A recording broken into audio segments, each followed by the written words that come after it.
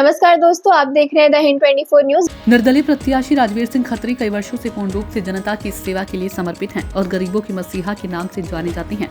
समाज सेवी राजवीर सिंह खत्री निर्दलीय प्रत्याशी के रूप में मैदान में पार्टी के प्रत्याशियों को आईना दिखाने के लिए उतरे हैं। केतली इनका चुनाव चिन्ह है, जो कि 5वें स्थान पर है। आइए देखते हैं क्या है राजवीर सिंह खत्री की योजनाएं। चुनावी माहौल है और हर एक प्रत्याशी मैदान में है, चाहे वो कांग्रेस का हो, चाहे वो भाजपा का हो और चाहे वो निर्दलीय हो।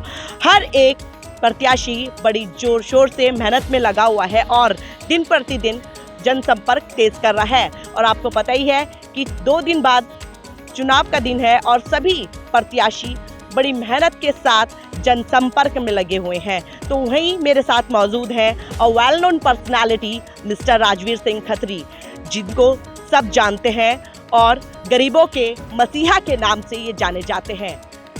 मेरे साथ मौजूद है राजवीर जी। अब हम इनसे बात करेंगे कि सर, अभी कुछ दिन पहले आपने निर्धन कन्याओं का विवाह संपन्न करवाया था। इतना नेक विचार आपके जहन में कैसे आया? देखिए, मैं पहले भी कहता रहा हूँ कि मैं पहले से ही जनसेवा में लगा रहा हूँ बचपन से ही, और मेरे अंदर एक भावना है कि मेरे से जितना किसी गरीब की हेल्प हो सके मैं करूँ। और इसी भावना को मन में रखते हुए जो भी गरीब आदमी मेरे पास किसी गरीब कोई हेल्प हो, कोई बीमार हो, चाहे किसी गरीब कन्या की शादी हो, चाहे किसी के यहाँ कोई मृत्यु हो गई हो, मैं हर एक चीज़ में सोचता हूँ कि मेरे से कितना हो जाए, वो गरीब आदमी का कितना भला हो जाए। मेरे मन में ये विचार हमेशा रहता है। और मैं कभी भी इस जो सेवा थी इसको कभी राजनीति से नहीं जोड़ा। इसीलिए हम लोग कभी भी ऐसी चीज़ें फेसबुक व्हाट्सएप पे नहीं डालते थे।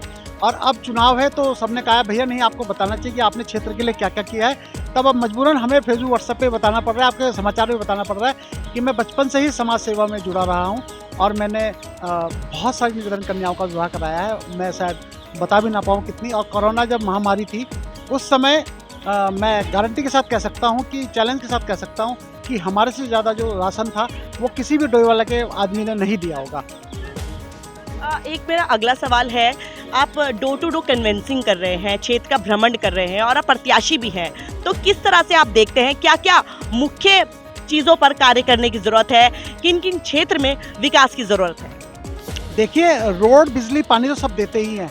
सबसे जो अहम मुद्दा है हमारे डोईवाला में, मुझे दिख रहा है कि कई जगह यहाँ पर अभी लच्छीवाला में एक जगह है जो हमारा बिजली घरों से थोड़ा ऊपर है, वहाँ पर देखिए लोग 70-70 साल से रह रहे हैं, बहुत पुराने लोग हैं, इनके पास अभी कोई भूमि का अधिकार नहीं है। मैं बड़ा अचंभित और शॉक्ड हूँ कि इस तरह के जो चीज़ें हैं ये हमारे नगर पालिका में नहीं होनी चाहिए। जब इतने साल से ये लोग रह रहे हैं तो कम से कम भूमि का अधिकार तो इनके पास होना चाहिए। हमारा राजीव नगर कश्यपुरी चलो अभी 30-35 साल पहले बसा है।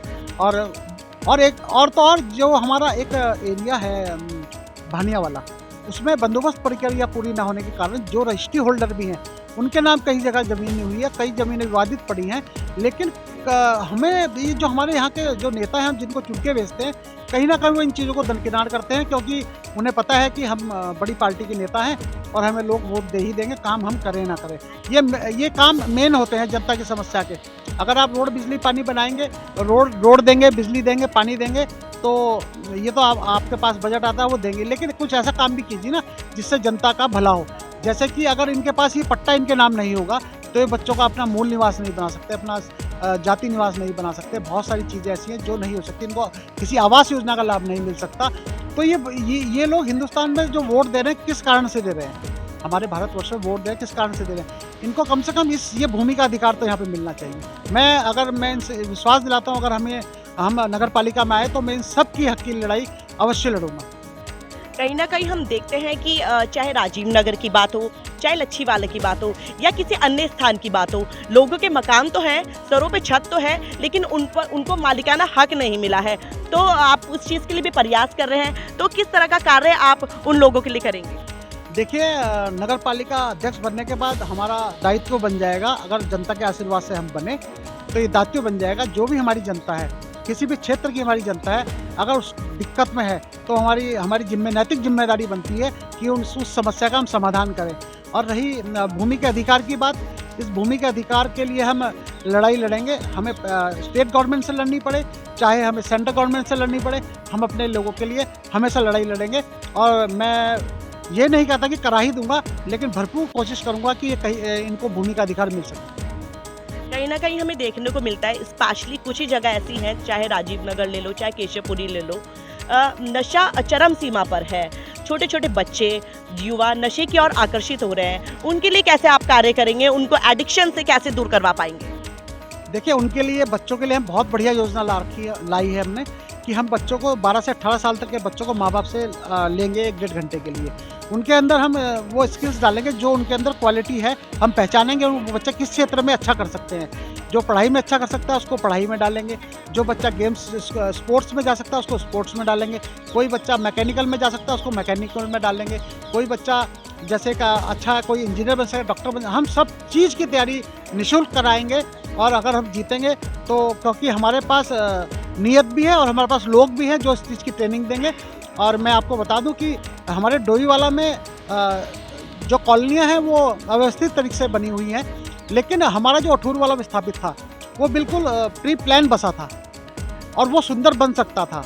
अभी आप जाके देखिए अठूरवाला विस्थापित में कितनी बुरी स्थिति है। वहाँ कोठियाँ तो अच्छी अच्छी बन गई हैं, लेकिन सौंदर्यीकरण के नाम पे कुछ नहीं है वहाँ पर, जबकि वो प्री प्लान है वहाँ पर।